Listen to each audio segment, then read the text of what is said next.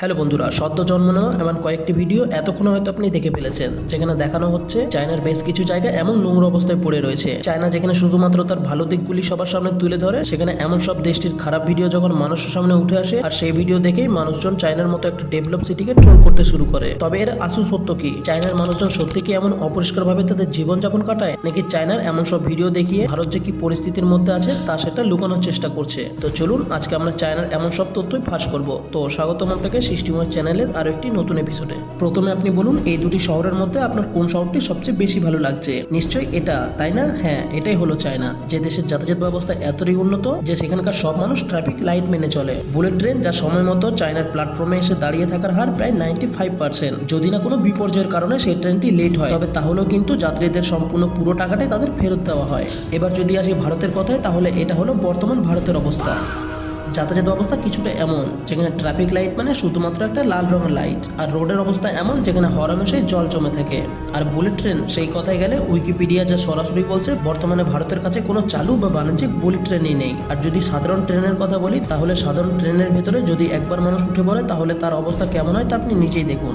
যেখানে চায়নার bullet train ঘন্টায় 300 কিলোমিটার গতিবেগে চলাচল করে, সেখানে ভারতের একটি সাধারণ ট্রেন মাত্র 25 কিলোমিটার ঘন্টায় ছুটে চলে। চায়নার টেকনোলজি এতটাই উন্নত যে চায়নার 57 তলা একটি বিল্ডিং বানাতে মাত্র সময় লাগে 19 দিন। হ্যাঁ, মাত্র 19 দিনে চায়না এই 669 ফুট এই বিশাল টাওয়ারটি বানিয়ে ফেলে। তাছাড়া 1500 শ্রমিক মিলে মাত্র 9 ঘন্টায় এমন এক বিশাল স্টেশন বানাতে সক্ষম হয়। বর্তমানে চায়না সব দিক থেকে উন্নত। বিষয়টা এমন যে আপনার হাতের আইফোনটিও কিন্তু সেটাও কিনা চায়না ম্যানুফ্যাকচারিং করে। ভারত শুধুমাত্র সেই সব জিনিস কেনার পর সেগুলোকে একটার সাথে একটা জোড়া লাগিয়ে একটা আস্ত আইফোন আপনার সামনে তুলে ধরে। তাহলে আপনি ভেবে দেখুন, চায়না বা অন্যান্য কোম্পানি যদি হঠাৎ করে তাদের ম্যানুফ্যাকচারিং প্রাইস বাড়িয়ে দেয়, তাহলে আপনার হাতের আইফোনটিও কিন্তু চড়া দামে বিক্রি হবে। তাছাড়া আপনার আশেপাশটা একটু ভালো করে ঘুরে দেখুন, এমন কোন জিনিসটা আছে যেটার পেছনে মেড ইন চায়না লেখা নেই। বাইরেটা চকচক থাকলেও কিন্তু ভেতরের মেশিনপত্র সব চায়না থেকে ইনপুট করা। চায়না যেখানে ভারতের 80% সব দিক থেকে উন্নত, সেখানে এমন কিছু ভিডিও দেখে কিছু মানুষ চায়নাকে খারাপ বলতে শুরু করে। আপনার ধারণা অনুসারে যদি সত্যি ধরে নেওয়া হয় যে ভারত চায়না থেকে অনেক বেশি উন্নত, তাহলে ভারত কি পারবে চায়নার মতো এমন একটি সুন্দর সিটি তৈরি করতে? পারবে চায়নার মতো এমন সব রোবট তৈরি করে রাস্তায় সাধারণ মানুষের সামনে এমন ভাবে তুলে ধরতে?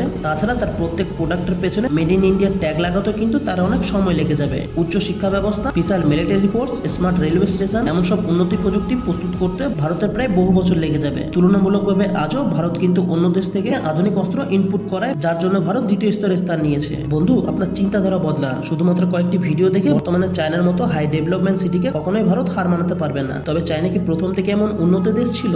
না, কোনো দেশই প্রথম থেকে উন্নত হয়ে গড়ে ওঠে না। তাদের সরকারের নেতৃত্ব এবং একত্রতা কিভাবে চায়নাকে আরো এগিয়ে নিয়ে যাওয়া যায়, এইসব নিয়েই ধীরে ধীরে নিজেদের উন্নতির দিকে এগিয়ে নিয়ে যাওয়ার ফলেই চায়না আজ এমন পর্যায়ে পৌঁছেছে। তবে প্রত্যেক দেশের মধ্যেই কিন্তু কোনোটা ভালো বা কিছুটা খারাপ দিক রয়েছে। আর এমন খারাপ দিক নিয়ে যদি চায়নার মতো একটা ডেভেলপ সিটিকে তার সামান্য খামতির জন্য ট্রোল করতে থাকেন, তাহলে আপনি ভেবে দেখুন, ভারতকে কোনো দেশের সঙ্গে তুলনা করতেও কিন্তু আপনার সেই দেশের খারাপ দিকগুলি নিয়ে লড়তে হচ্ছে। আপনি কি পারবেন চায়নার উন্নতির দিক এবং ভারতের উন্নতির দিক নিয়ে আলোচনা করতে? কখনোই নয়।